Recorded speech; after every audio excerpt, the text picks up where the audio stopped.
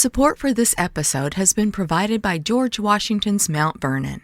Offering 160 wide-open wanderable acres, Mount Vernon invites you to connect with over 200 years of history. Far more than a mansion, the first president's estate is home to 4 picturesque gardens and shaded woodland trails, even a cruise of the Potomac River. Visit mountvernon.org to learn more. To save 20% on tickets, use promo code OPEN. You might have noticed a change in your neighborhood lately. Yep, Sprint stores are now T-Mobile stores. Now that Sprint is T-Mobile, you get more coverage, value, and benefits than ever before. We've invested billions to bring our 5G from big cities to small towns across America. And great coverage is just the start. From high-speed mobile hotspot data to weekly deals and giveaways, our customers get tons of great benefits. Head to your new T-Mobile store to learn more. Qualifying service and capable device required. Coverage not available in some areas. Some uses may require certain plan or features. See T-Mobile.com.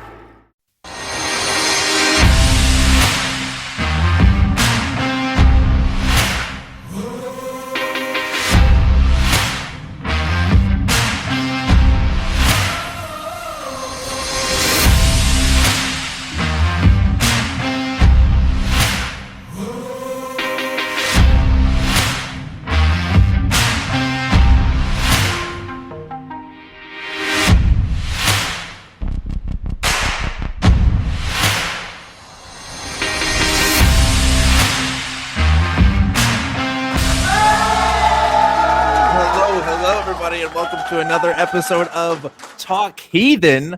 I am your host for today, Objectively Dan. You may usually know me from hosting the Friday night production of the Atheist Community of Austin, Truth Wanted, but I am here today on this fine Sunday afternoon to host Talk Heathen with you, and I'm joined by what's going to be a continuing co-host of Talk Heathen. This is J. Mike. J. Mike, welcome to the show.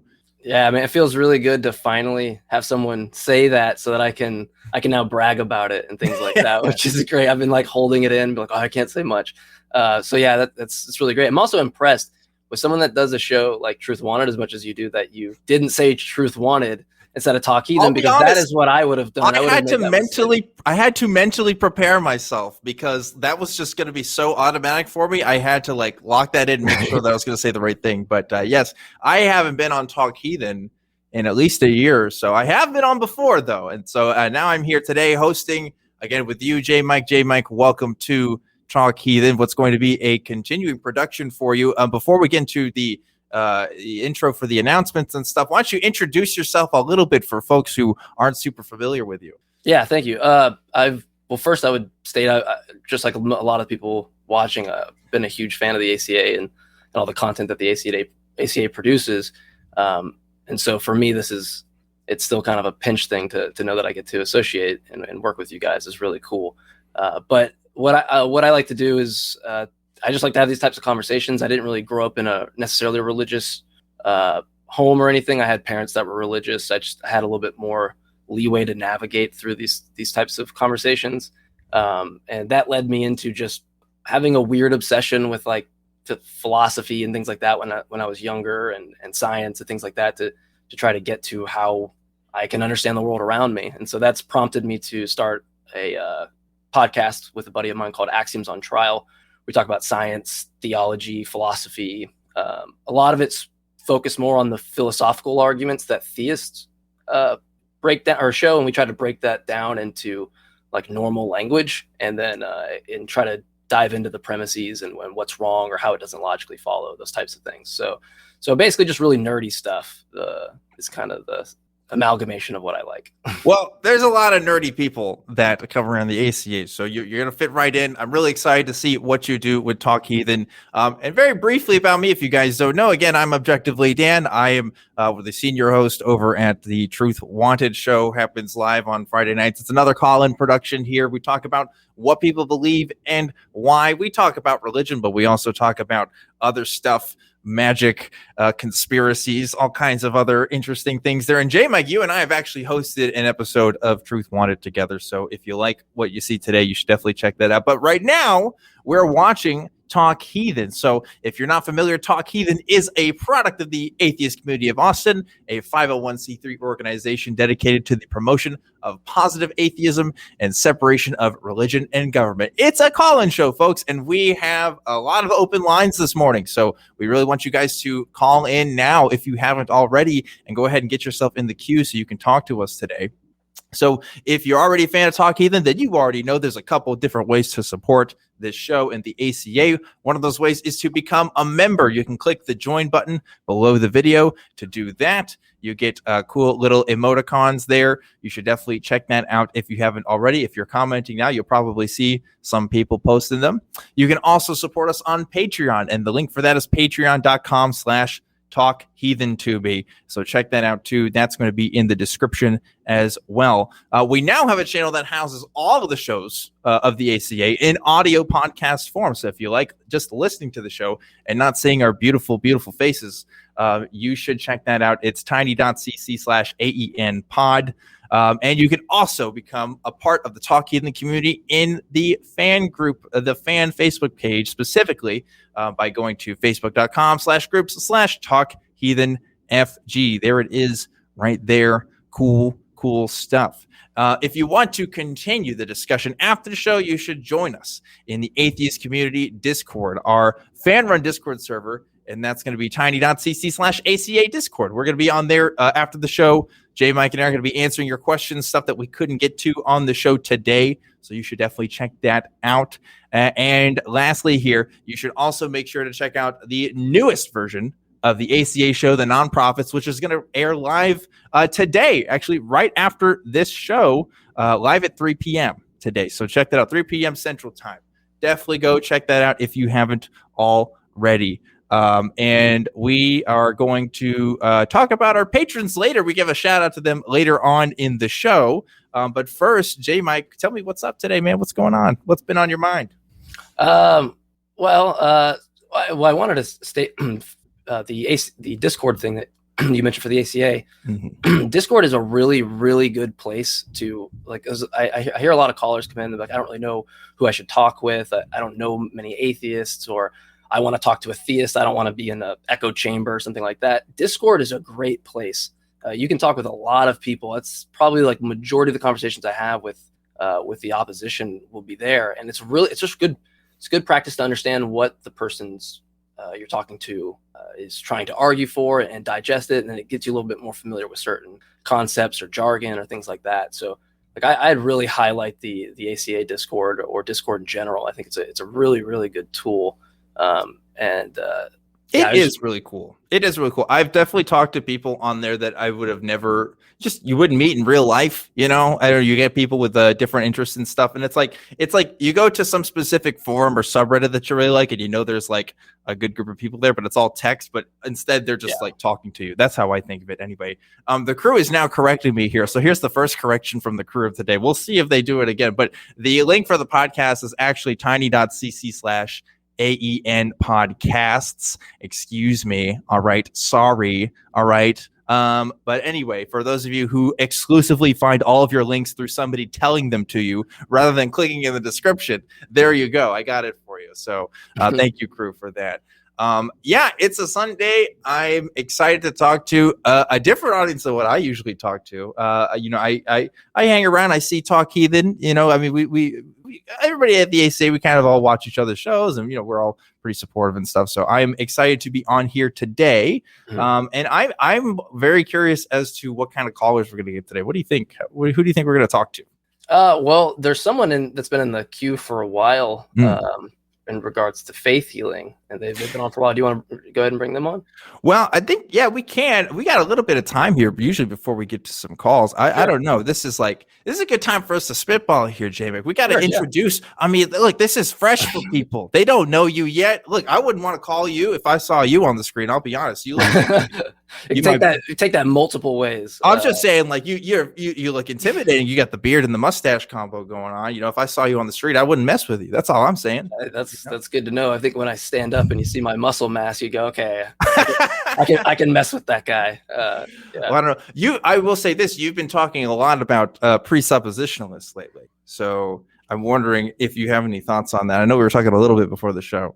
Presuppositionalism is one of my favorite things to talk about. I mean, I don't respect the methodology because, I mean, all really the methodology does well is assert that your interlocutor's worldview is impossible, prima facie, without actually having to give the justification for what they're claiming, instantiates all of that.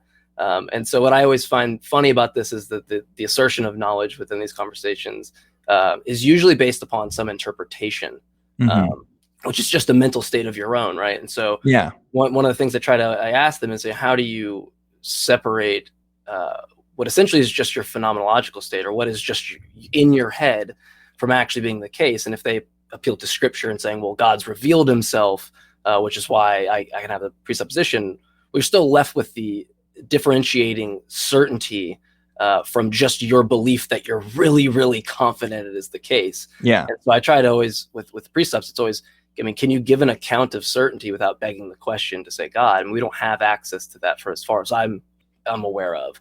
And so it all seems to be this interpretive thing that just asserts something where I could just say naturalism is what you have to presuppose. And we've made no room because we're just arbitrarily adding some precondition. Right. I will say this, every conversation I've had with a presuppositionalist on my show, and I don't like making blanket statements here, but they've all been really bad, if only because I feel like they're never nice conversations. They always turn very mean very quickly. I don't know what it is about that particular topic, but there's something about just the way that, at least when I've talked to people who hold a presuppositionalist view, where it doesn't feel respectful. It feels like I'm being made fun of or something because I don't believe God is the foundation, or you can't justify anything because you don't have this sort of rational foundation like I do. That's kind of the implied message there, which is just look, most people don't think the way you do. So I don't know where that air of superiority would come from there. And it's weird on a level of something that's so viciously circular that you have the hubris to express some better alternative where what we're talking about is your interpretation. You just have some mental state that tells you you're very, very confident that's the case, but there's no actual case you can make for certainty, which is what you're advocating for. Right. And so it's it's just this level of hubris that I guess that's why I find it interesting. Yeah, because I almost want to break that down and just see, hey, I mean, you're making metaphysical claims of certainty here. I'm not at all. Right. So it's interesting to pull it back a little bit, I definitely don't hold my worldview with that kind of same level of absolute certainty. And I would be, I don't want to say intimidated. I would be weirded out, really, if anybody else that would hold it, that's kind of sort of in my camp, that kind of believes the same things I do with the same level of certainty that the average presuppositionalist that I talk to has. To me, that's kind of off-putting in a sense. I don't know if you're a naturalist, but wouldn't it be weird for me to tell you, in order for naturalism to be true, I should presuppose some metaphysical primary of a natural singularity, and then that way every contingent fact that we have, or whatever, any fact in the world, is only intelligible because I presuppose the natural world, right? That would sound silly to you, wouldn't it? Yeah. It's not necessary. It's not necessary to sort of demonstrate validity in the sense that I talk about. It doesn't have to be in the same kind of philosophical certainty that some circles might use that term, but just to make the average predictions for everyday life. I guess it is falling back on a pragmatist kind of view, but I mean, really, that's how most people view it. And I don't know, it seems to be getting along fine for me so far, unless I got into a really big debate with some Oxford philosopher on my views, maybe. But it's not going to be a presuppositionalist that's going to change my mind about how I should understand the world. Sure, there's something to be said about the philosophy aspect too. Yeah, and maybe the philosophy people will get mad at me. I consider myself someone who loves philosophy, but I recognize that I can't sit there. There's something in philosophy called a priori knowledge, right? Through means of without experience of the world, deduction, math, these types of things. I don't understand how someone has the hubris to state that they can a priori deduct this metaphysical God or this thing that's necessary But we never did that for a burrito or for an right, apple. yeah. You know what I mean? Like you have to actually have experience of the burrito, right, or the apple in order for you to have those kind of inductive inferences go into it. Yeah. So that's the thing is like I love philosophy, but the more I've gotten into it, the more I realize people think that their a priori assessments do more than they do, and I now heavily lean towards an empiricist route. That a posteriori, or what I mean by that is empirical evidence is what matters. I care about what we can get done in the fucking lab, not what you can talk about in your armchair. Yeah. And then that goes into arguments of like what really matters here if there's like some sort of abstract truth outside of our experience that is going to, I don't know. It's too much to go into now. We got to take some calls here. Yeah, I think it's time to talk to some folks. So we're going to get to your calls now. I am looking at the booth here, and I want to talk to Kevin first. I think Kevin calling in from New York. What's going on? You're live on Talk Heathen. Hey, thanks for taking my call. Yeah, for sure. How could we help? It's you. Yeah, I've talked to you before on Truth Wanted, and it's the first time I talked to this other host. Good to talk to you. Oh, sweet. Thanks for calling in. I'd like to discuss something that you may or may not have heard of. It's called the eternal now philosophy. I'd like to discuss that topic and try to explain why I think that a God is involved in this. Could you is it like perennialism? Is that what you're talking about? Well, I think the eternal now philosophy actually stems from Zen thinking from the Buddhist religion. And see, even though I'm a Christian, I do like to study other religions and see what they say about the world and so on and so forth. Okay. I'd be curious to know how. Are you trying to demonstrate God through this, or? Well, yes, because to put it in short, this kind of does have to do with time and space and how this philosophy thinks about these very things. Basically, coming from the accusation that we're already living in an eternity, but time, as we think of it, is just kind of a construct. You know what I mean? That happens within our minds. No. We'd have a disagreement there. Space-time is physical. Well, yes. See, even though it's physical, space and time is so intertwined that it could be actually the same thing, and that. Okay, how do you actually? Sorry, hold on though. How do you actually differentiate that? Because like I know that you can say that, like we can all say certain things about it, but how do you what method do you actually use to determine that? Or is it just an armchair thought process? Like, do you have any novel predictions at which you could make, which would separate those, or make that not the case? Because the novel predictions for space-time have been, substantiated, right? So you would have to have a new novel prediction. You wouldn't be able to use the work and post hoc rationalize something. You're going to have to actually create some prediction in the future at which testifies to your hypothesis, and then you would have to actually show falsification for it if it wasn't true. Do you have any of that? Kevin, you still there? Hello, Kevin. Oh man, Kevin has dropped the call. Actually, I don't know if you scared him, J. Mike, or if it's just a simple question. It's just a simple question. You have to have predictions for the hypothesis. Otherwise, I'll just take any drunk guy at their word for what they say. Yeah, I'm assuming you dropped. If you want to try to call back in, we can certainly try to talk to you again. I don't know what happened there, but I guess my first thought is I heard a lot about eternity and space-time. I didn't see how any of that had to do with God. I'm not sure why any of those things or any of the claims he made had to be true in order for God to be real, or like vice versa. Like I don't understand where that was going to go. Well, in the premises, it's like his conclusion's getting to God, but like I can't even grant his premises because he's already made a mistake to assert space-time is something, or time or whatever is something. He's basically claiming it's something else. If that's the case, if I got him correctly, if that is what he's saying, well, then he has to demonstrate the soundness of that premise, right? Like otherwise I don't need to move on to his next premise. It's the argument's done. Side tangent here before we go to the next call here too. Like these kinds of grand philosophical inquiries into God and its demonstration of God's existence are just, I don't know. It rubs me the wrong way, if only because, well, look, like for the most of like human history, or at least Christian history, like you didn't need that for like the average person. You know, like God just appeared and people like believed it. Like I don't know why it has to be so complicated for me. And I get it. Like Christian philosophy has its own background and its own history of people like developing the faith, and I understand that that's there, but like for the vast majority of Christians, that has never been required. None of these arguments have been required for them to believe in God. And it kind of just begs the question, like, are people believing in God for really bad reasons? Because if they are good reasons, why aren't we talking about those reasons? Why do we need something else in order to like supplement our worldview there? So yeah, I don't exactly. know. And you're not using them to get to the conclusion. Like, I don't know anybody that's like, oh, the modal ontological argument is why I believe in Yahweh.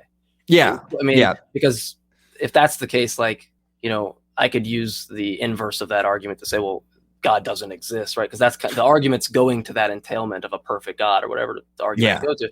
It's like none of those arguments are the basis of why someone's an atheist or a theist. It's just some post hoc assessment after the fact. At least that seems to be the case. I'm not saying nobody's ever changed their mind, but it does seem that is usually something to add on to after the fact. It does seem that way. But let's try to get to another caller here. Another theist who wants to talk to us. We got Joe calling in from Virginia, I believe. I still don't know all my state codes. You'd think I'd know it by now by doing this for however long. But yeah, Joe, you are live on Talk Ethan now. What's up? Hey, how are you, Dan and J. Mike? I actually called your show one time before. I don't know if you remember. It was with Ross, I think. Oh, cool. Yeah. No, that was awesome. What's up, Joe? A couple months ago. Okay, so is it all right if I challenge you guys on any of your beliefs? Or just that's what we're here for. Go ahead. All right. The first question I wanted to ask is, so let's say there's like a casino bet, and the casino bet says, you know, there's one side, God exists, another side, God doesn't exist.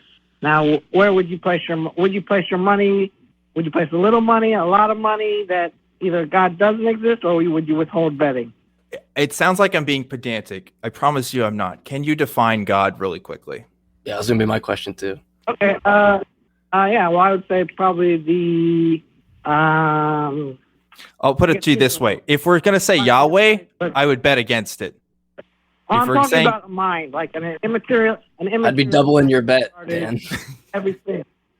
An immaterial mind? Yeah, that's generally what God is believed to be. An immaterial mind that created everything outside of itself. I mean...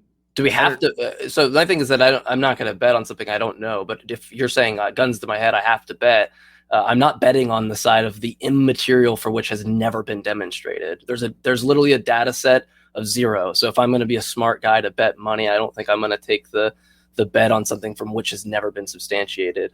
Now, if I can make the smarter choice, I would say I don't have enough information to conclude one way. But, you know, all I would say, given the fact that I have to choose, is I'm choosing the one that has something demonstrated as opposed to something that does not. It's not my problem that the immaterial hasn't been demonstrated. That's the problem. That's the problem of the claimant. I feel the same way, J. Mike. It's like if it's hard for me to even conceive what an immaterial mind is, because if I don't even know if that's even a possible thing, then I don't know how I could bet on its reality or not. You know, like I certainly haven't seen one, and I guess that's kind of the point of an immaterial mind. But I wouldn't even know what that would look like or how that would affect reality in any meaningful way. So yeah, I don't know. Do we have to pick in order for this thought experiment to work? Like where are we going with this? Well, I mean, generally, like the atheists, at least what I hear is they say, like, I think this is a good to see where, you know, how confident that you are in your beliefs, whether God exists or God doesn't exist. If you don't believe God exists, then you put all your money. But here's the thing, though, Joe. I don't think if you ask the average person on the street if they believe that God is an immaterial mind, like I don't know if that's where they would go to. You know what I mean? Like I think that's a very specific definition of God. That like you know that's not going to be in the everyday parlance. How would you define God then, or J. Mike? How do you think most people define God?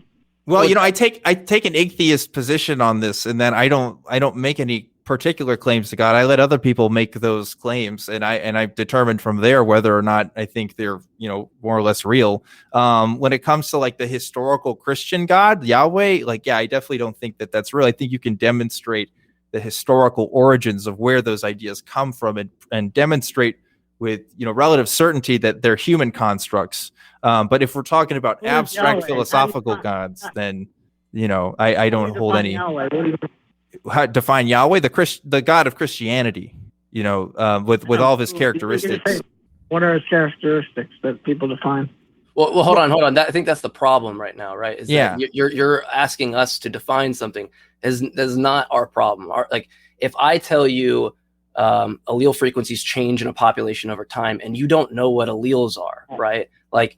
Then because I'm making the claim that allele frequencies change over time, I have to explain that to you and ask you through the best way that I can explain using language what that actually refers to in reality, and see if you think the proposition is true or not. The fact that you or someone else has ill-defined the proposition, that's not my problem. I'm going to move on to the next claim, because if someone says, do you believe in unicorns or something?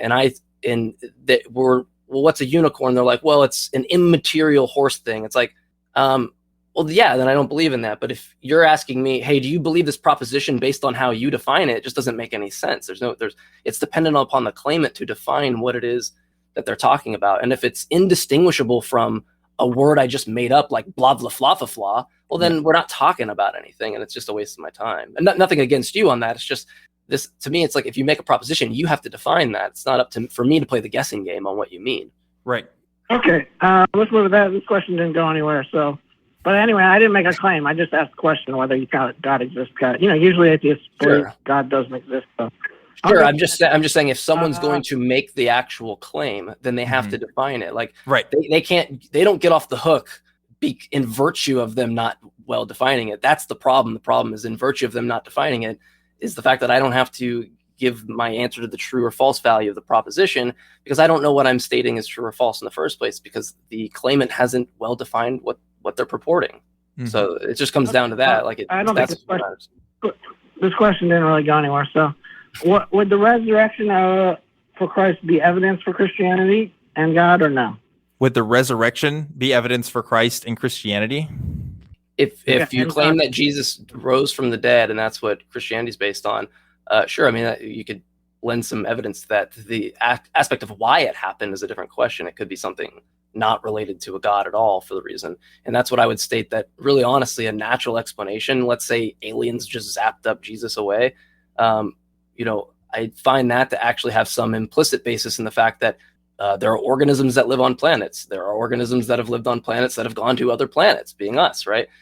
So to think that I couldn't extrapolate that in a natural sense of that happening, sure, absolutely astronomically not likely. But when we compare the astronomically unlikely, which has a data set of at least some implicit basis, to something of people rising from the dead because of an immaterial God, there's a zero on that side. So I can't even dictate what the cause you say is. But for the sake of the argument, if you're just saying, oh, Jesus rose, well, yeah, you'd have to provide the actual evidence for that. We can't just merely assert it.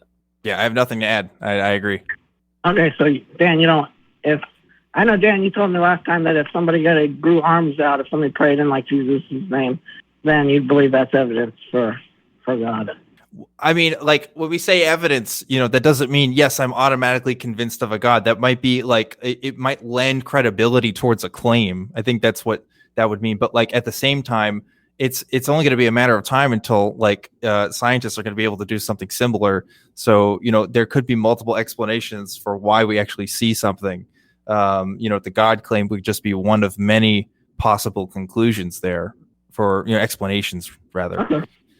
Okay. But here's the other thing too. I've never actually seen anybody grow a limb. So we got to start there first. Okay. Yeah. Is it possible to have an infinite regress of temporal events back into the past? I don't take that position personally. I don't. I think infinity isn't like a quantity. It's more so a concept that's utilized. It's not like an actual quantity of something. So yeah. I would say an infinite regression just is not where I would sign up for. I would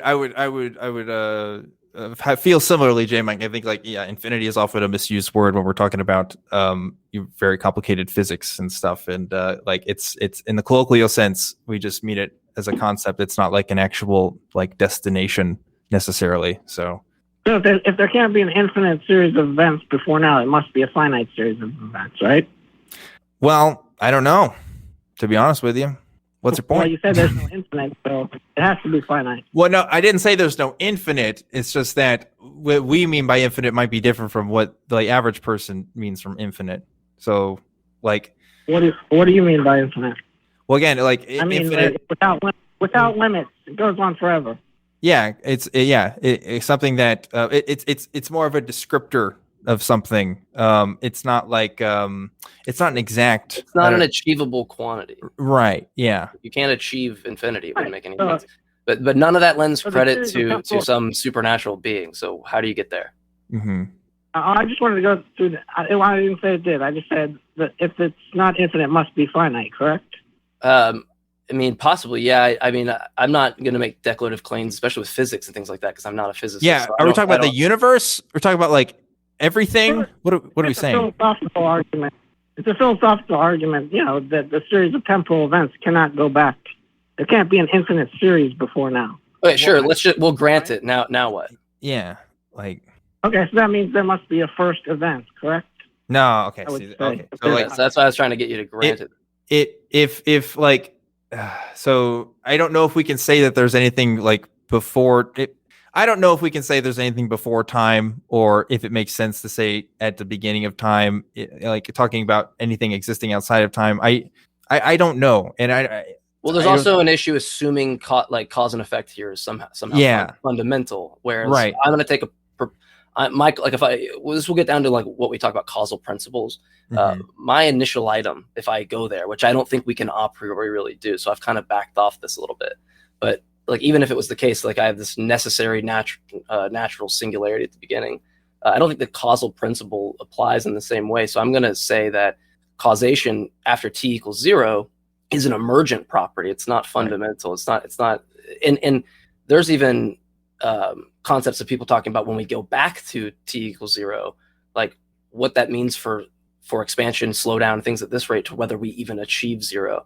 So there's a lot of different philosophical arguments you could take. Some that seem absolutely absurd. They seem to go against your intuition. Yeah. But the thing is, I've learned that intuition doesn't matter, nor does it allow someone to go, okay, finite temporal series, therefore there must be intent, because that's where I feel like you're going to lead to. or cause. I was thinking first cause is what this was. Well, going even to. cause, it's like it's Yeah. just intent is where I feel like it's always ends up going in the first place, and that's the premise you have to demonstrate.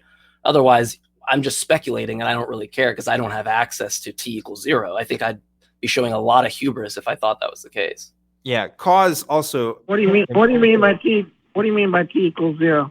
Like the singularity point, like right after the emergent of space-time, things like that. Did the singularity point? I'm not a scientist or anything, so did the singularity point always? Neither are we. Neither are we. That's kind of the point I'm making. Yeah. This is all just would be speculatory, but what would matter in terms of like why we do the show and things like that is getting down to some supernatural or God belief. And so if we just not skip it, I don't want to sound rude, but we get to it, it seems like, and I could be wrong, but it seems like we go to the first cause thing, which even if I just grant to you for whatever reason, you still have the premise, if you're going to relate this back to a God, of intent.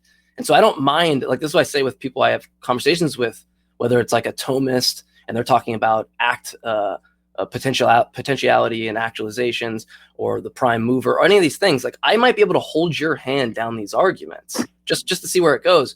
But I don't see any reason to assert that the cause or whatever you claim has intent. That is a non sequitur. Every single time it's a non sequitur because there's no premise that's substantiated. It's just, I got this far in the argument, and then the conclusion, I'm going to skip a few premises to justify that and go there. It's kind of like the description normative thing where you just go from an is to a not without justifying the why. Yeah.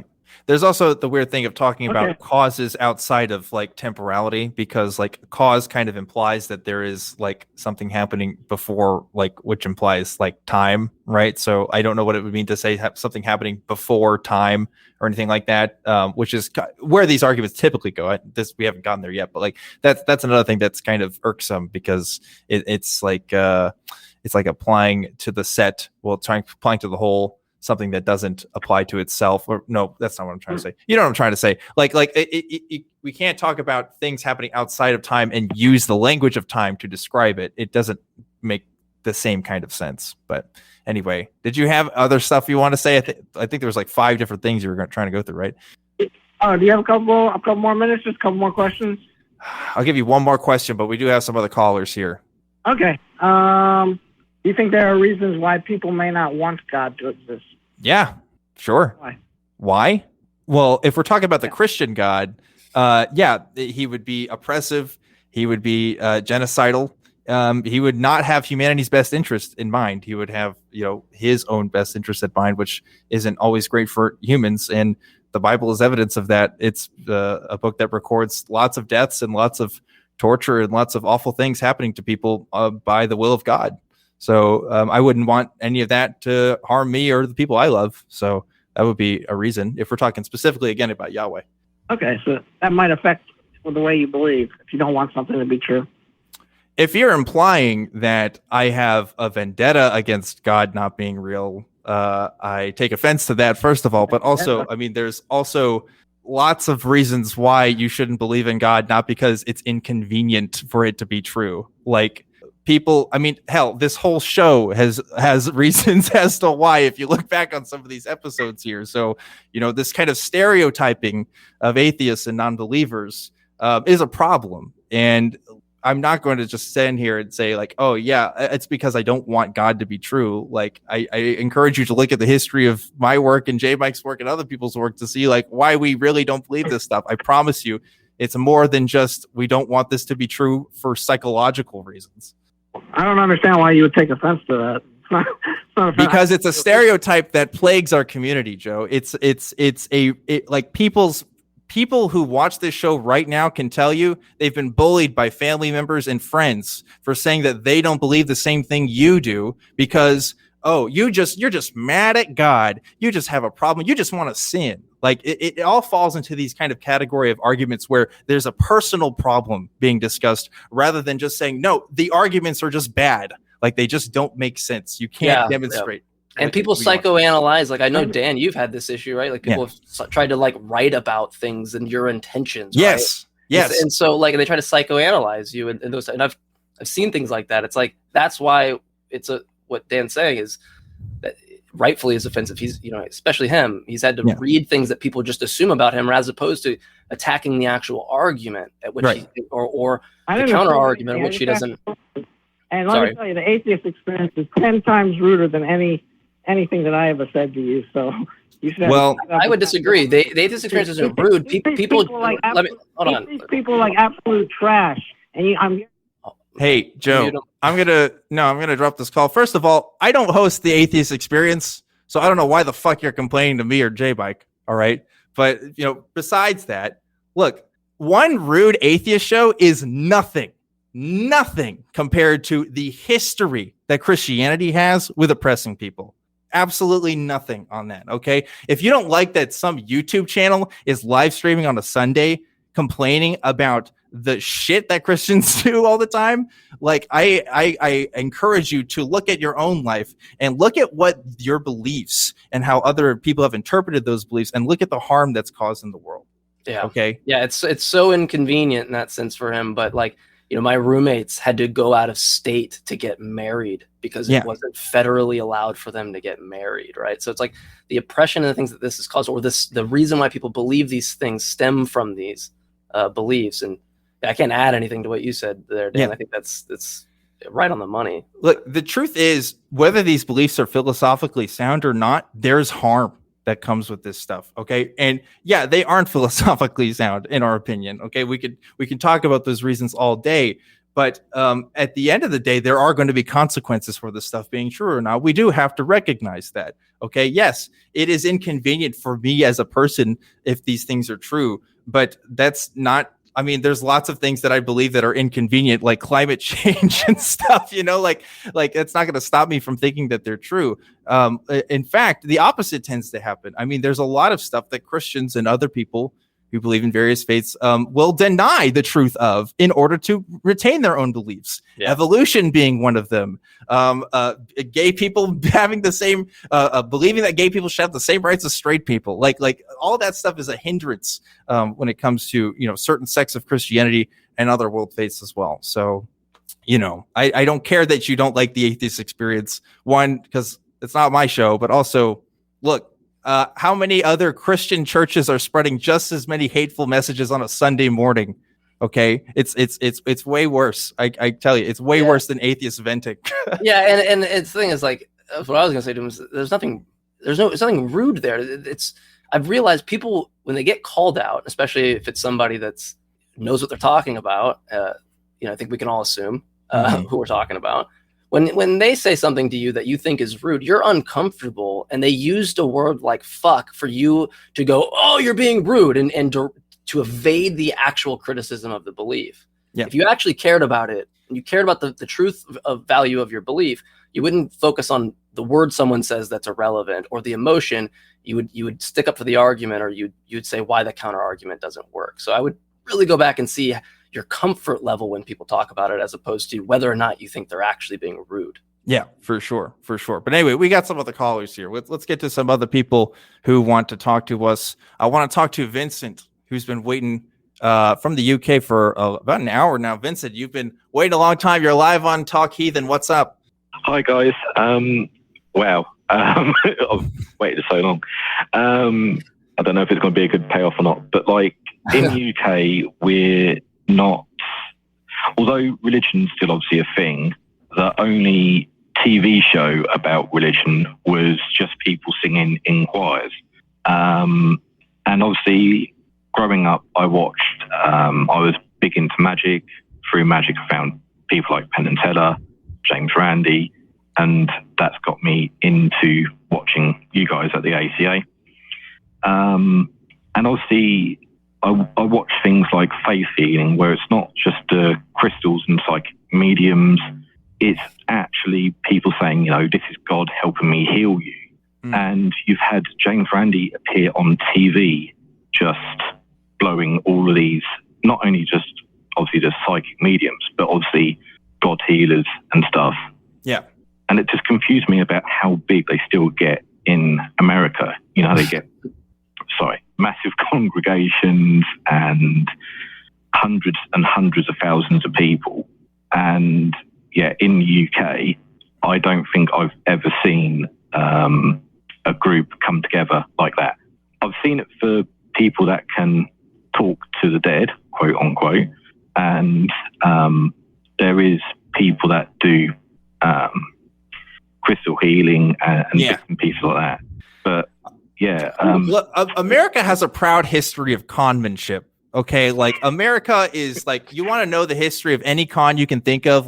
There's like a 70% chance it came from the United States. Like I don't know what it is about this country. It was founded by con men. It really was. Like people have come here to this land so that they can trick other people and get their money. And unfortunately, faith healers are no different. If you look at the documentary Marjo, I think is a prime example of this.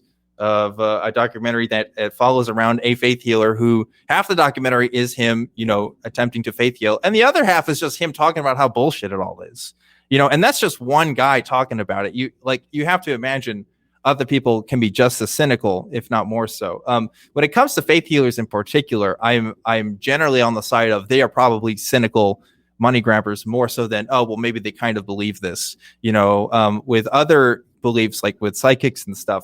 It can be more of a mixed bag, but there seems to be a whole industry that really does profit off of believing that these people can really heal you. Yeah. And it's awful and it's terrible. I don't know the statistics on that, on how many people still believe in faith healing and stuff. I would hope it's gone down in recent years, but I do know that because of, missionaries going to places in other parts of the world, it's grown.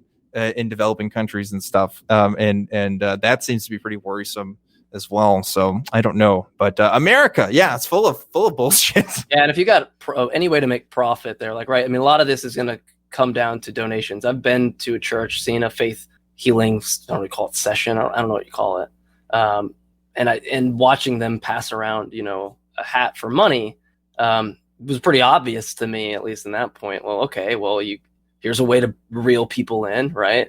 People on the side, maybe someone like myself who didn't have good standards of evidence would have bought into that, not noticed the hat or things like that. And you just utilize this for money. I think it's typically deliberate, especially when you look at where these derive off of. I hope I got the verse right, but I think it's Mark 16:9-20 talks about like you can basically pick up deadly snakes, and if you're bitten by them, you won't be poisoned. You can heal people.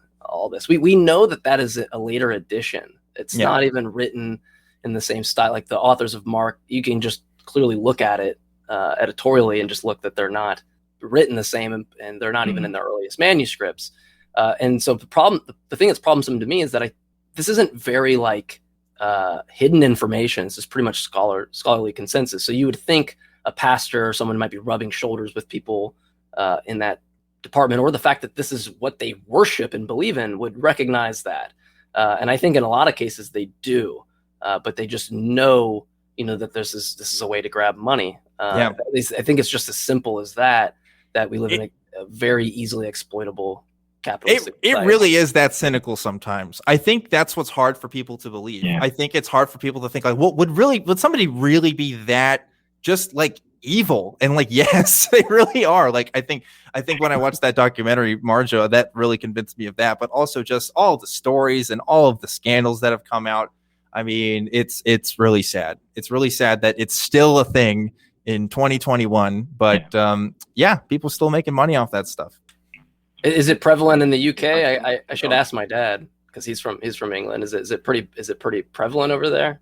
Or is it not pretty prevalent? Is it like still something you observe at least? So things like crystal healing and stuff like that I've seen it a little bit more. Gotcha. But not really. Like I said, people using God. I did just see someone in the chat say that it does go on, but they hide their advertisement in where the common people don't see it, which I guess that would be me.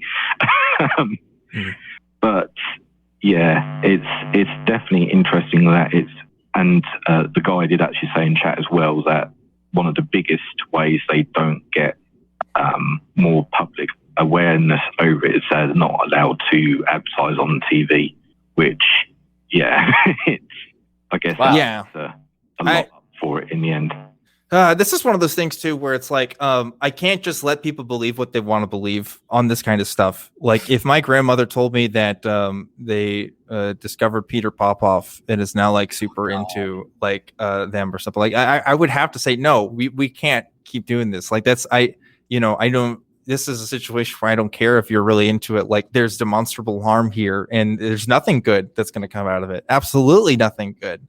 Maybe a false sense of security, but like you can get that through other ways. Perhaps bad things if you buy the miracle water, depending on the source of where he's getting the miracle water. Yeah, it might be contaminated water, so it might be a bad thing. But absolutely. So really sad to see, but it's a good reminder for us who like don't see this stuff every day. Like, it's still out there. It's still out there. Maybe hiding in the shadows, maybe on cable programming that I know I don't have anymore. So someone who lives in Atlanta, it's definitely still prevalent in the South. For sure. Well, Vincent, thanks for calling in. Appreciate you doing that. Hope you have a great rest of the day where you're at, or night. I guess it's night. It's night, I think. I'm not going to do the math right now. I'm too busy hosting. Let's go ahead and look at another caller here. I want to talk to Guy, who's calling in from Georgia. Guy, what's going on? Yes, hello. How are you guys doing? Hey, what's up? We're just hosting Talk Heathen here. Yes.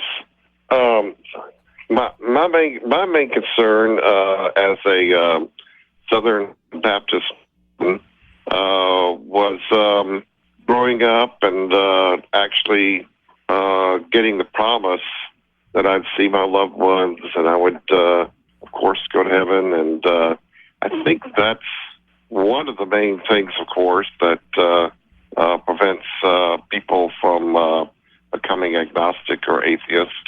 And I was actually very fortunate to also being gay, and but I did get out from under that, and I wasn't too horribly tortured. But I know that many other gay people have been, of course. And I went into the scientific world, and I'm retired now, but I became a meteorologist and a climatologist. Cool. So So, and I did call in last week. I had got that we had a drop call, but was very fortunate to learn the scientific method at an early age and learn how to reason. So I've had a long, long life experience of a lot of things. And of course, growing up in Georgia, growing up with racism and the whole gamut. Yeah. So, I'm in Georgia as well, so and I understand that completely. Right. So anyway, if you guys could speak some more about the carrot on the stick, of course, of the promise of seeing our loved ones and going to heaven.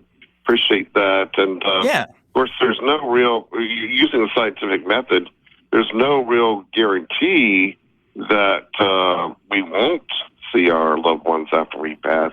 But using that, it's not, well, using reasoning, it's not very likely, and I'll hear what you guys have to say. Well, it's funny because earlier we were talking to a caller who brought up that, it might be more psychologically inconvenient for us to believe in God. But really, I mean, this is kind of the opposite here, where it's going to be more of a convenience to believe in God because of the benefits that it brings to believe, right?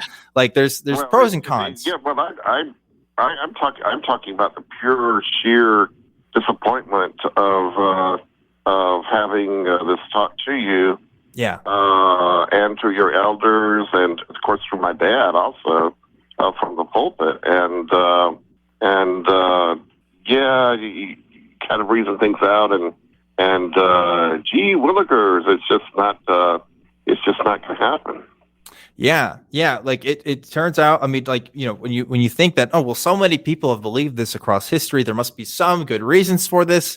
And when you really look at some of the reasons, you just see that it's just not all there. It's about as what you would expect it to be if it was a human invention, right? Which is at best you have personal anecdotes of like near-death experiences, and that's pretty much it. Right? Like, I don't know of anybody showing a portal to heaven on YouTube or anything like that. Like you just don't see that stuff. So it is disappointing when you kind of go through that realization process. And it's also sad too, doubly so, because if you're being honest with your friends and family members saying, yeah, I don't believe this stuff, then a large portion of Christians believe that that you aren't going to join them in heaven afterwards too. So it's doubly sad because not only do you have that difference in beliefs there, but also like there's going to be harm that comes to you according to them because of your lack of belief. And it's just not a fun time all around. It really isn't.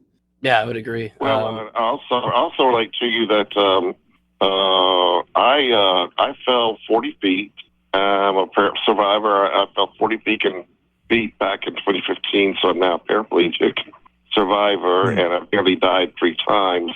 But one big reason that broke my faith is that supposedly I was dead for a few minutes, and during that time I never had any near-death experience. In other words, I was a complete blank, and so I've had that. And I dream a lot.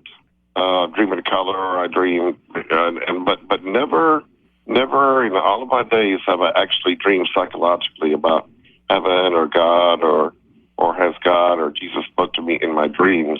So that's another reason why I've been pushed more to the agnostic side of things. So that's just my experience. And I imagine though, Guy, even if you did have a dream, let's say you had a dream of the Christian heaven, that probably wouldn't even move the needle for you, right? I don't think it would for me. I mean, I grew up in a Christian world pretty much. So like that imagery and that culture is still going to be in me. And it's funny when you talk to people or look at the stories of other faith traditions who also have dreams of afterlives and stuff. You can find plenty of research on that stuff too out there. So it seems to me that heaven is just a human invented idea, and it has all the hallmarks of a human invented idea. That being that any evidence to it doesn't exist outside of personal anecdote. It really doesn't. So, Mike, any thoughts? Yeah, I would just relate. It's very similar to me. Like we get claims even in life. There's people that take a spiritualist approach that they can astral project or do some thing where they can actually talk to the dead or visit people, and do all these types of things. And they're all the same. They're all based upon first person experience. It's for them to explain that that's what they experienced, or whether it be the near death thing or whatever it is. And so, yeah, when I growing up, when I analyzed that, I just always saw like when people make these claims that go beyond the natural world, it's almost as if the claim they're making is indistinguishable from nothing at all, and that was always a problem for me. So I would agree that we don't know, like you said, the scientific, I think you said applying or having knowledge of scientific method or reason or however you put it, doesn't guarantee that it's not the case, but you would side that. And I would agree. We don't know, we don't have the ability to just state that we do in some way. But I guess it's never been a problem for me in the sense that, I take care of my car because I know it's going to end up in a landfill. I make sure I check the brakes and do these types of things because I know it has a finite amount of time. I don't know how much value I'd get out of my cat or my car if I knew it would live forever in some way, right? Like what reason should I have to kiss my dog bye when I leave if I'm just going to always see it anyway? And so for me, it's always been this thing that all right, this creates the opportune time for you to value to do that, so that when the person you love does die, because my dad's had 3 heart attacks and things that you want to look back and go, hey, I tried to spend as much time I did in that sense. As far as the supernatural question to it, it's like there's just really no answer that we can give, and it's just a waste of time to speculate that we can get hope, assuming it's the case. Exactly. Well, that's a great point, which segues into my last point of this call. Is that my main issue right now is climatology and the climate of this world, and I've actually written a book on that. I said that last week. And when you get the promise of both a new heaven and a new earth, and the aspect of why, you have the impulse from a large group of people about why should we take care of this earth because there will be a new heaven and a new earth to come. Then you see why many people in the Christian world don't really think we should take care of the climate issue. Yeah, and that's an interesting point. Yeah, it's frustrating because there's definitely industry forces both in oil and agriculture that it's not conspiracy. It's well documented that they've known about it, stuff from climate change all the way back as early as the 70s, as far as the effects of climate change, and have deliberately misconstrued that for public, debate. But another part of that is Christianity. Christianity has definitely exacerbated the problems for, when it comes to public opinion about climate change. There's, you could talk to people who have this belief, like you said, that it doesn't matter now. This is just temporal, and that we don't have to worry about what's given to us now. Or they'll even say, God gave us stewards over the earth so we can do whatever we want with it. That mindset does go into the average person's ideas of how they should feel about the environment, and that sucks. It really sucks because that makes me very, very angry because that sort of behavior, as far as the climate issue goes, may have delayed us to the point of no return. And scientifically, I can't say yay or nay to that right now. It's still a big unknown, and that's why climate scientists are debating right now exactly how bad the problem is and how fast it's going to occur.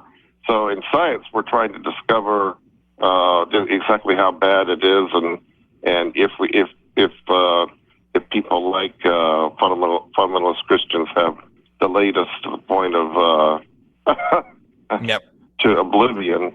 So that makes me pretty angry, but I'm pretty pacifist as far as everything else goes. But that's one thing that really sticks underneath my little burr. It's a burr that sticks underneath my feet, so to speak. Yeah. So that's about it for me. Well, thanks for calling, Guy. Really appreciate it. And great topics there. I agree with you. It bothers me as well when people don't take climate issues that seriously, or they just have a defeatist attitude about it where it's like, well, it's all over now for us anyway, so might as well just do what we want. But it's like when you ignore the fact that we got getting rid of CFCs and being one of the biggest scientific advancements in history. Remember the ozone layer, the thing we talked about for such a long time? Yeah. It's ridiculous to me that we don't, that huge advancement just goes like kind of swept under the rug. Yeah. But yeah, we were talking too about like how that affects us and how we should live our lives and like what does life look like without like an afterlife and stuff. And I had this thought, I wanted to bring it up earlier. I was looking at my cat earlier this week, Pico, my boy. I don't know where he's at right now. Maybe he can make an appearance on camera. But like I looked at him and I was just thinking, he probably has never really contemplated his existence and why he's here. He's probably never thought about that. And even if he has, it doesn't seem like he's bothered by it too much. And he seems to get along okay. So I think maybe if he can do it, maybe I can too. You know what I mean? It's like, yeah, they don't seem too concerned about it and they're all right. Like, I don't know. That's kind of how I approach life now, knowing that, there's probably not going to be something for me on the other side there. And, okay, it's just how it is. But before we move on to our next call here, J-Mike, we have to shout out the patrons. Yes, our top 5 patrons that help make Talk Heathen the show that it is. The ACA wants to give a special thank you to you guys for donating. And I'm going to shout you guys out now. Those top 5 patrons are, starting from the bottom, number 5, Athena. Number 4, the Great North American Dingaloo. Number 3, I don't know how to say it, Kalevi Helveti. I should have asked somebody how to say it beforehand. Kalevi Helveti, I think. Kalevi Helveti, I think that's what it is. And then man, I'm just not doing great today. Diabolus Ex Machina. Diabolus Ex Machina. I think that's what I'm going to say. And then number 1, CJ Dennis. Thank you, all 5 of you guys, even though I butchered your name. I'm sorry. I'm not usually the host of this thing, okay? But thank you guys so much for doing that. Appreciate you guys donating to the show. And if you would like to donate as well, you can go to patreon.com. Well, so I hate to correct you, but I guess this will be my introduction to being a host eventually. I think we got the Patrons wrong. We got no. You did Truth Wanted, so I did get you on your Truth. Well, that's what we're being told. I think this is in the Talk Heathen announcements Google Doc. What's going on here? You're telling me the Truth Wanted people got in here? Well, we have 5 here. They got Eric Tweet, CJ Dennis, my favorite, and this is the main reason why I wanted to correct you, because I just wanted to say Dingleberry Jackson, and so I'm really happy about that. And then Desert Heathen, as well as Balaam's Donkey. So I think that's right? Yeah, we covered them both, so we're good. We're good. Yeah, well, hey, listen, my patrons got a shout out this week too. So there you go. Usually I just do 1 a week there, so that's funny. Okay, well, thank you everybody that donates to the ACA. All of you guys are welcome. Or all of you guys, we are thankful for. Why am I saying? Well, man, I'm just thrown off by that now. That's so funny. I was reading the wrong list. Oh, you got the Talk Heathen right every time you said Talk Heathen. That's true. I started off strong. I started off strong, and now it's all downhill from here. Well, it's funny because some of the times you said welcome to Talk Heathen, I'm like, I'm waiting for him to do it. Say Truth Wanted. Yeah, and you haven't. Not yet. So. Not yet, but we still have time. There's always more time to fuck up. Always more time. So anyway, I want to get to another caller here. So let's go ahead and do that. I want to talk to Allison, who's calling in from Canada. Allison, you're live on Talk Heathen. What's up? Hey guys, how's it going? Great. How you doing? Doing good. Good to see your faces on here. And it's really awesome to talk to you both. Dan, I actually talked to you before on Truth Wanted. I had called in about the telepathic experience with my mom when I was at school, and then she dropped that I drowned. Yeah. I remember that. That was an interesting call. Yeah. What's up? How's it going, Allison? Good. So I've got more brain stuff to go over, which I thought was really fascinating. I recently discovered something called aphantasia. And what that is it's pretty much the mind's eye, like the ability to see images or create images in the mind, is either blind or missing. Yes, I've heard of this phenomenon. I've heard of this, but I don't know. Yes, because because my show looks at weird stuff, and it's definitely come up before. And I don't think it's actually come up on the show, but I've definitely read about it before. My question is, I don't know how they would diagnose something like that, because that seems so subjective. I don't even know what the diagnostic criteria would be. But I mean, if it's a real medical diagnosis, they must have something for it. Well, I can tell you from personal experience that I strongly believe that I have it. Interesting. Because what happens is like every time I've tried to meditate, or someone is like, okay, now close your eyes and picture a cat. And I was like, okay, so my eyes are closed and I don't actually see anything in my mind. It's just dark. So then my brain goes into the back and starts retrieving all of the images that I've seen of cats in the past. So all of those are flooding into my mind. So I have questions. I'm like, okay, what kind of cat is it? How old is it? What's its color? Does it have all four paws? Is it, I have so many questions to figure out to get the correct image of whatever the objective is for the task, right? So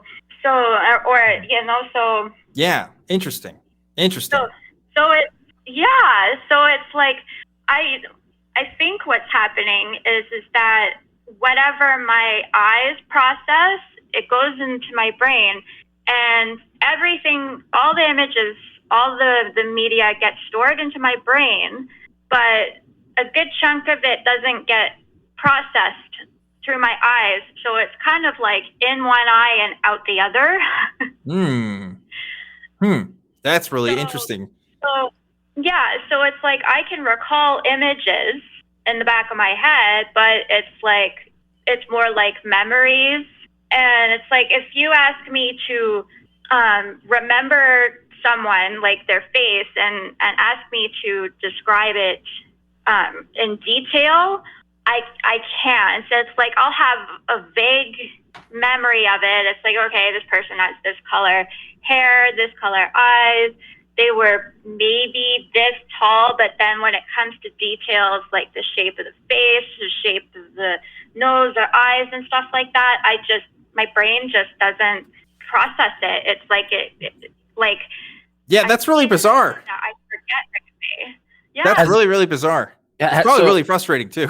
I was going to ask, has this changed? Was there a point at which now you can voluntarily create images in your mind? Is that changed to you possessing the ability to do that now? No, not so far. Okay. I've just realized that I think my brain has adapted to work more with audio and verbal things instead of visual. So it's like if I'm laying in bed and I'm trying to sleep, it's like this concert of all kinds of different songs, all kinds of music from movies or lyrics or whatever, and the memories from my past, and it's all kind of just smashed together like a big chaotic concert almost. Sure. So well, it says the reason why I asked you that question was because it says in your in the call screener has if someone doesn't get images and then one day they do, would it be a message from God? So I was wondering if you had received that, or if you were just hypothetically asking. Since now I know it's just kind of a hypothetical thought process. Would you think that if you could now voluntarily see images in your head, do you think that would lend credit to a God? I'm curious on what your initial thought process is going into that. I really don't think so. If it was me, maybe 5 years ago, possibly, because I would have been like, oh my God, I can see all these things. It's a miracle, but since I've been thinking a lot about everything else, it's just kind of like, it would be a miracle in the sense of a biological standpoint more than a spiritual one, right? Well, I'd be careful on the miracle word, because like there are things at which happen, like just from an inferential statistics standpoint, like things that are rare to occur like that have that occurrence is nothing miraculous. It's actually what you would expect. It would probably be more miraculous if we saw the opposite of that, right? That to me. So I don't know if miracle would be the better way to put it, biological miracle. But though I know what you mean, I guess my thing is like the entailment of that. Like if you would think that'd be the case, seems to clearly stand by what your standards or evidence are right now, right? Yeah, it looks like Allison actually just dropped in the call here. So, yeah, I was gonna say, like, I can imagine a Christian saying, "Oh, well, God designed you specifically for this purpose for a reason." Yeah. You know, like there's always a way around stuff like this. You know, especially if it's like a particularly, you know, a condition that's not super common. You know, yeah, that fascinates me. By the way, yeah, like someone put it loosely to me about how we kind of, when you dream about an apple, why it's the case. They tried to like explain like I'm 5 to me kind of, and it's like this idea we like the way that the neurons kind of are shaped is something you reference back in a way. And so I'm curious to know if there's something in the brain there that doesn't reference back to the neurons which are imprinted initially for whatever object or item. Yeah, I'd be curious too. I don't know. It's a very interesting thing to. She's gonna get now. I'm gonna get all just super into something that's so not a part of my life. I'm going to be like, Googling that. It's just, so thank you for that. Yes. Well, J Mike, very fascinating. All the Googling you want after the show here. We got a couple more callers that we want to try to get to right now as we're getting close to the end. But folks, even as we're getting close to the end here, remember, we're going to be on Discord after the show. So click the link to that in the description if you want to keep talking to us there. For now, we're going to continue the show. We're going to talk to Brian, who is calling in from Tennessee. Brian, what's up? Hey, guys. Just got kind of put on the horn here. My friend, who I think watches all of your shows, often talks about a number of shows that come out of Texas, wanted me to hop on and say hi. Cool. I think. Well, your friend has good tastes. I'll say that. Yeah. So we talk about all kinds of things that would probably bored everybody to tears all the time, free will arguments and all that, but one of them that come up was the God argument, and me and my friend have both grew up in Southern Baptist for the most part, religious roots, and have grown out of that. But the thing that has me thinking that God is likely is I'm not a scientist or anything, so pardon any terminology because I'll talk about universe stuff, but I do use inference for a lot of my thinking. And one thing that I see or I infer is everything seems to be cycles. And what I would... Oh, man. No, are you kidding me? Call back, please. Brian, you still there? He's still on the line. What? Come on. It was like all the intro. We were just getting through all that. We're going to get right to the meat of it. And then it ends there. Well, that is unfortunate. Brian, if you're still there, we're going to put you back in the queue here. And we'll see if we can talk to you later. For now, we're going to go ahead and go to another caller here. We want to talk to Paul, who's calling in from the UK. Paul, what's up?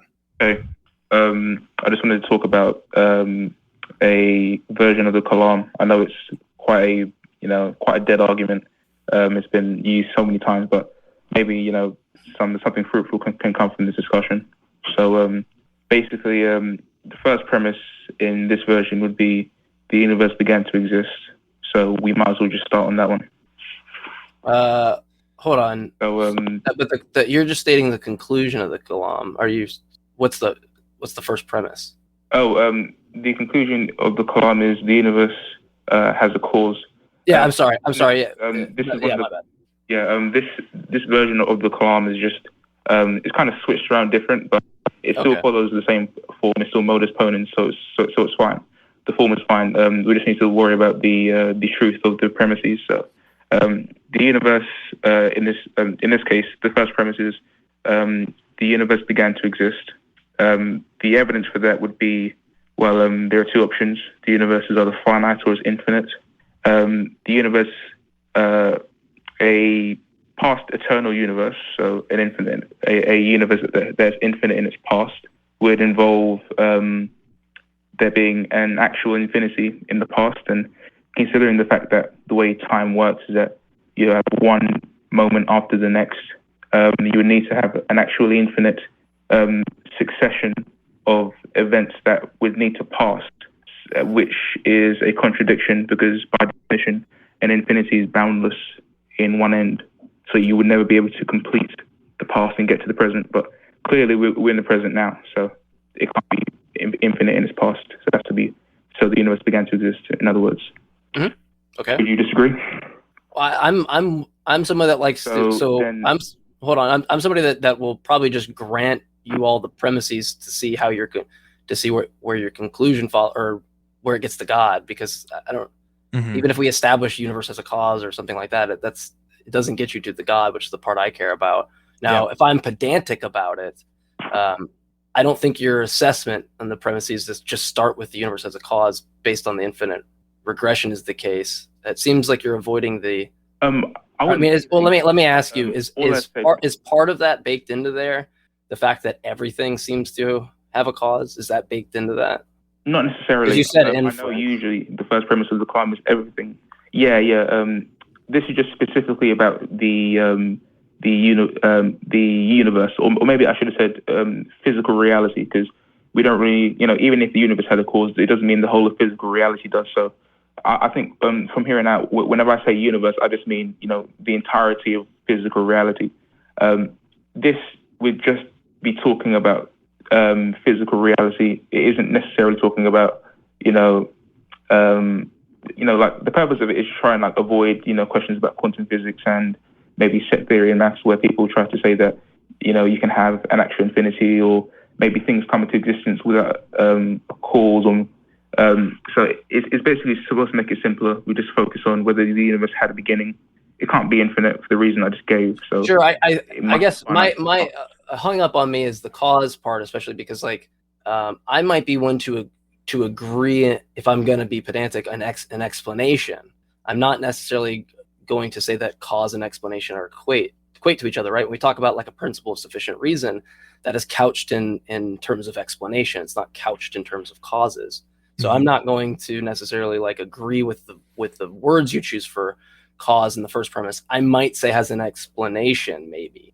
I might get there, but it also seems that it's I know you're saying you're not doing this, but it seems like you, based on the inductive method you're using, you're having to look at everything within the universe, right? The set of all things, and determine that each particular has some beginning. It seems like that's still baked in there somehow. I don't know how you're out of there. And to me, exactly, which some people disagree with me on, I think that's kind of a composition division fallacy, where you're just assuming that the part has the same property as the whole, which I don't agree with. Right. And it seems like that. I know you're saying you're not doing that, but it seems like that's the only way that you could get to your premises. You're going to have to infer that based off of what? What are you basing it off of? Well, the only thing you can base it off of are individual particulars. If we just look at the set of all the particulars we have, it might be 0.00001%. So I don't know how we could ever grant the verbiage of a cause as opposed to an explanation. And then I also can't grant that every particular in the set has a cause. Yeah. I don't know that to be true. But then even worse than that, if I grant it all, I would want to know where you go to get to God, because that's what I care about. Yeah. Yeah. It makes sense to say explanation. So maybe instead I'll just say physical reality has an explanation either in itself or in something external. Or maybe if you'd like, I can just get to the point where I just describe how this thing actually is God. So would you like me to finish the argument? Let's just grant the premises and see where you're leading that, so that way you can just. I'm very curious on that. Okay, well, if we're talking about explanations, then I guess we'll get to a point in which you have a necessary explanation of reality, and then you would essentially just say the way you bridge the gap between a first cause and a God, you essentially just say, well, at the very least, since we're talking about things that are very, that could be very different from my everyday experience, at the very least, we know that that there's space-time and that there's matter, and that there's energy, at least in this universe. So we can at least say that those things exist. So at the very least, wherever this necessary explanation of all of reality is, it would be transcendent of those things. It wouldn't rely on those things. So that's where I jump off board. It seems that you snuck in the transcendental aspect to it. I don't see. I don't see it seems like you're relating certain properties in the world to that thing and saying, well, they have to be transcendent upon. And that's usually we might go into morality or even the laws of logic and these types of things that are transcendent that way. That seems to me just to be a way to categorize things we don't understand, like normative standards, and just claim that that's where it must come from. But I'm going to reject that because I don't think that anybody can bridge to that normative standard. This is like the Azad gap. I don't think you're just sneaking in a value there that's not actually in the premise. It'd be similar to me kind of saying like my friend Max smokes cigarettes, and then the conclusion is that he ought not smoke cigarettes. Like there's nothing in the premises that I can get to that value. And it seems that there's nothing in your premises that get from the assertion of a transcendental to the actual case that it is some transcendental thing. It seems to just beg the question. Yeah. The reason why I put in transcendental, transcendent. Well, I wasn't really able to finish off the argument. That my bad. Within the premises, and it would have. But regardless, considering the fact that so think of it this way: you have A and you have B. B is the entirety of physical reality, and then A is the explanation of physical reality. B would be contingent upon A, and A would be necessary. So we can say that it's possible for B to not be there, but A has to be there no matter what. Maybe I should speak a few different letters because that could have got confusing. No. So I understand what you're saying, but a naturalist that believes in a necessary natural singularity probably isn't going to disagree. The disagreement is upon your intentionality that you're sneaking in, the transcendental aspects that you're sneaking in, all those types of things.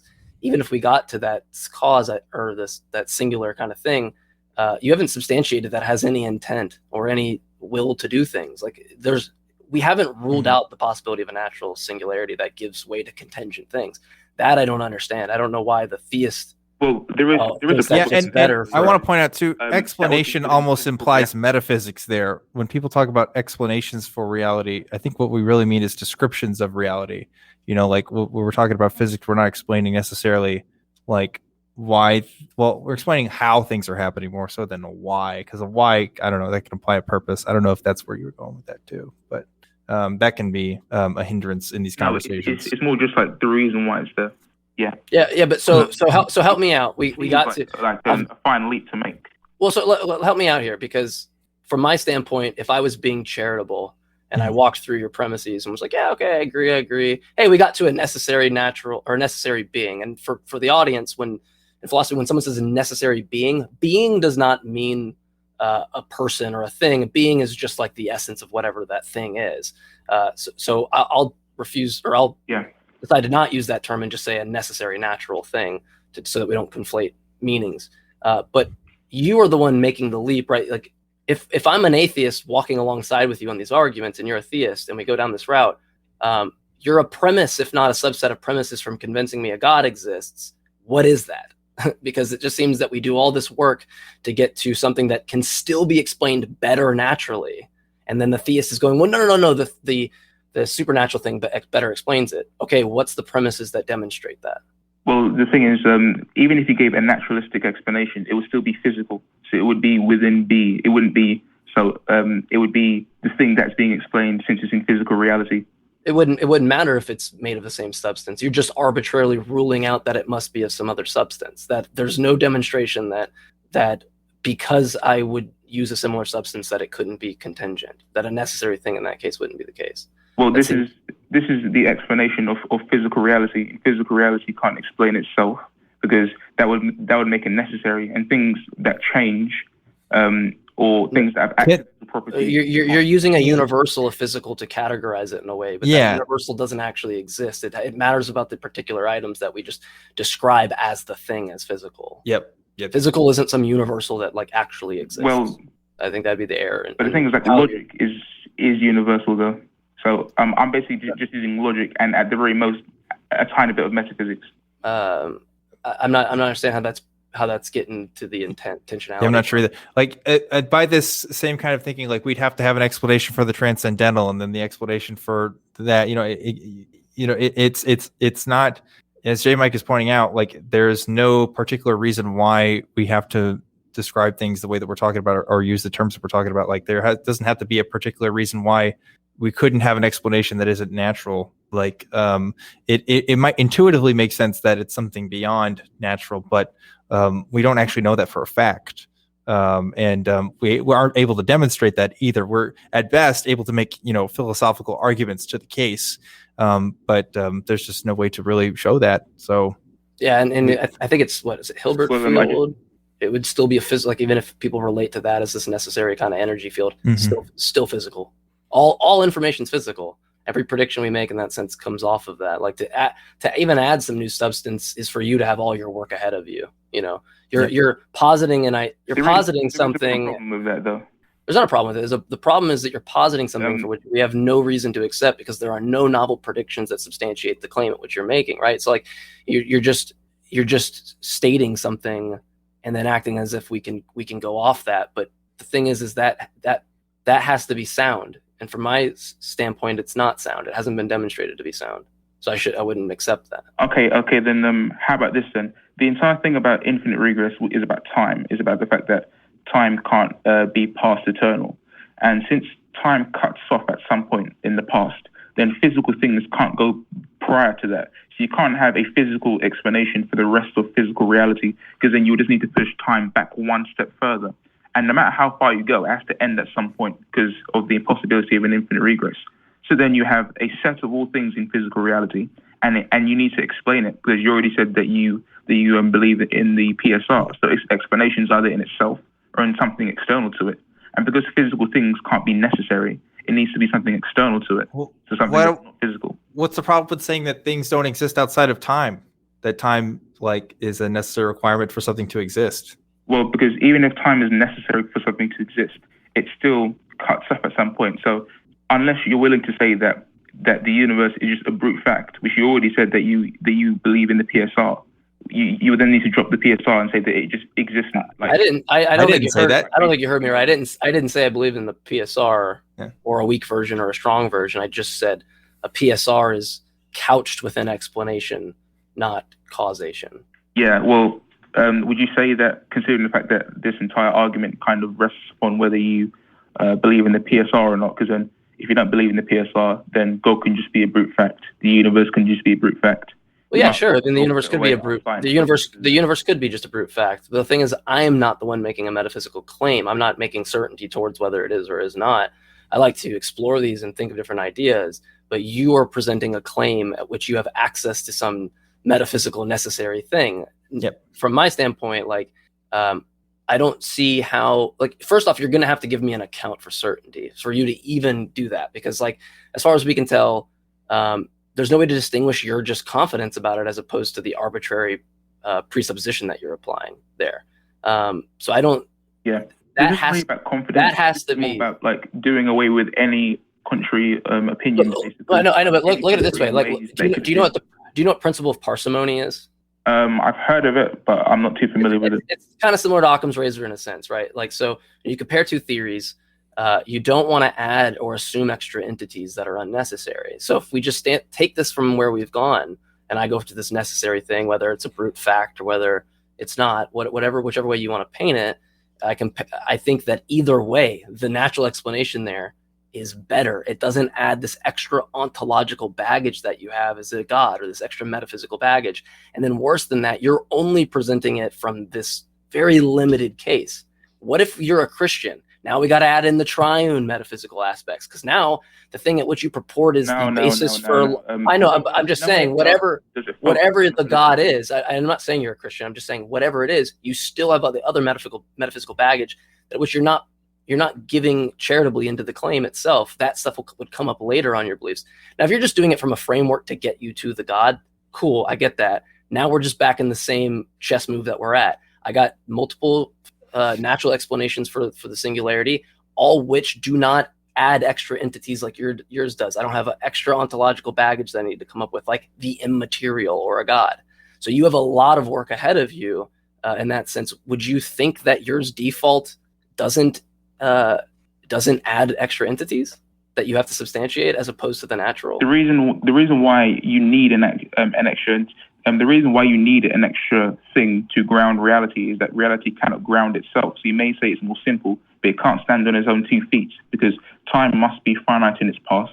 I don't know what you mean by ground, because like if you're saying you need something like grounded ultimately, I reject that, because you don't need ultimate. You just need something that is relative. I don't need to know how health is defined in order for me to know what phenomenological states are better than others, right? You would agree to that? Yeah, but like by ground, I just mean you need an explanation of the universe. Unless you're just going to say that it exists brutally, and then we might as well just like stop doing science, stop doing philosophy, and just like sit down and just like watch TV all day. Because that's bullshit. That's bullshit. That's bullshit. Because like if S is the necessary explanation, then we just clearly don't appeal to R to explain S. And not even that, like this is assuming one necessary thing. There are schools of thought that have multiple necessary things. So this is all from some presuppositional. I'm not saying you're a presuppositionalist. I'm just saying this has all this baggage in it that you're just presupposing. And there's multiple alternatives. But regardless of what they are, the natural explanation is going to win out because it doesn't add extra ontological baggage or metaphysical baggage. Because you have the God, and then you have the God that creates the natural world, right? So you just by definition have something extra. From just a propositional standpoint. But the thing is that Paul, we gotta cut off the show here. We're running out of time here. I'm sorry, Paul, but we gotta get things going here. I appreciate your time. I appreciate your responses as well. There's a lot to unpack there that I don't even have time to give commentary on because we're running at the end of the show here. Wow, we need to kind of. We are at that point here. We want to make sure that you guys tune into the nonprofits, the new nonprofits, which is coming on live at 3 p.m. Central Time today. So you guys should check that out right after this. But before you do that, you should come hang with us on the ACA Discord as well. We're going to be going over there.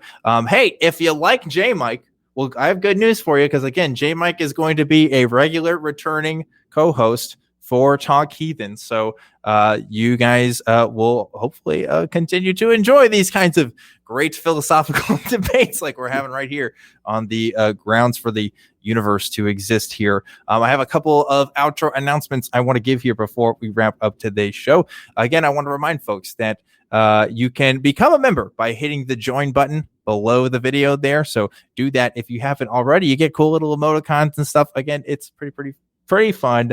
Another way to support us is on Patreon. You can do that on patreon.com/talkheathen and your name shouted out, not by me apparently. I'll have the wrong list to shout out, but J Mike will get you covered. J Mike will get you covered for that, and that's a good thing to do. So please do that or consider doing that if you haven't already. Again, want to remind you folks that you can check out all of our shows in audio podcast form.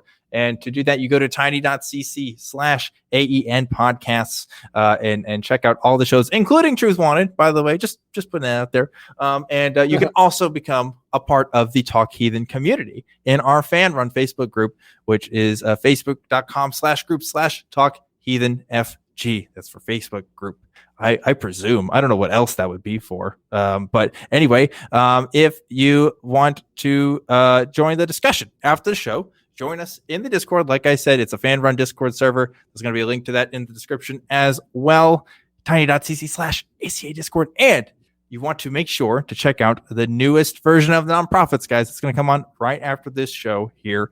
So check that out. The YouTube channel for that is the Nonprofits ACA.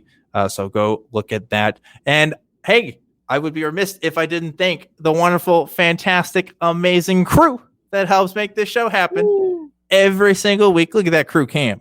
Look at all those people. There's a lot of gears that make this machine work, folks. And the crew, they're a big part of it. So shout outs to the crew. Thank you guys so much. Are we going to do love rings today? Is that what's happening? Crew, you got to let me know about that. I think so. We should do some love rings here. Okay. I've never done any love rings. I'll do it like this. This is my first time. All right. So You want to got J-Mike? You got your co-host now. Oh, you know what I was gonna say?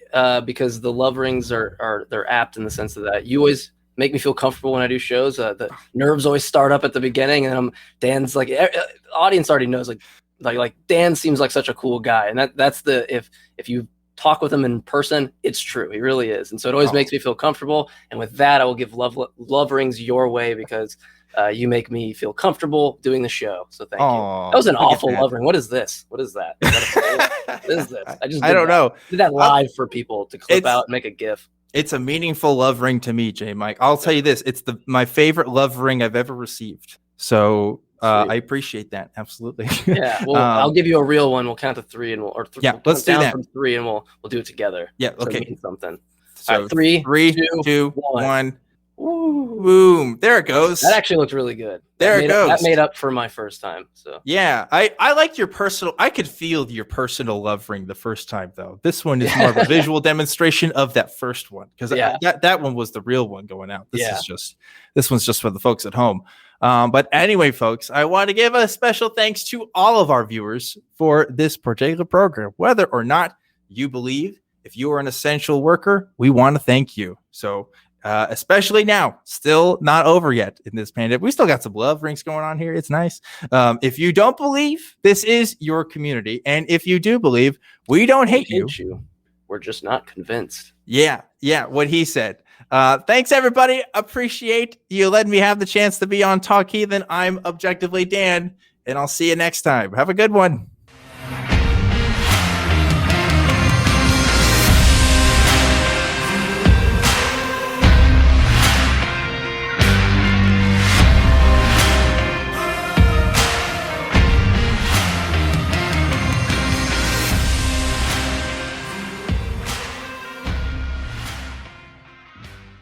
You might have noticed a change in your neighborhood lately. Yep, Sprint stores are now T-Mobile stores. Now that Sprint is T-Mobile, you get more coverage, value, and benefits than ever before. We've invested billions to bring our 5G from big cities to small towns across America. And great coverage is just the start. From high-speed mobile hotspot data to weekly deals and giveaways, our customers get tons of great benefits. Head to your new T-Mobile store to learn more. Qualifying service and capable device required. Coverage not available in some areas. Some uses may require certain plan or features. See T-Mobile.com. With Sun-Maid, whole fruits natural sweetness opens a world of imaginative snacks. Take a sweet or sour adventure with fruity raisin snacks. Chill on creamy, delicious yogurt-covered raisins. And for ultimate yumminess, try s'mores granola bites. Because with Sun-Maid snacks, goodness really is delicious. Get a taste at sunmaid.com/imagine that.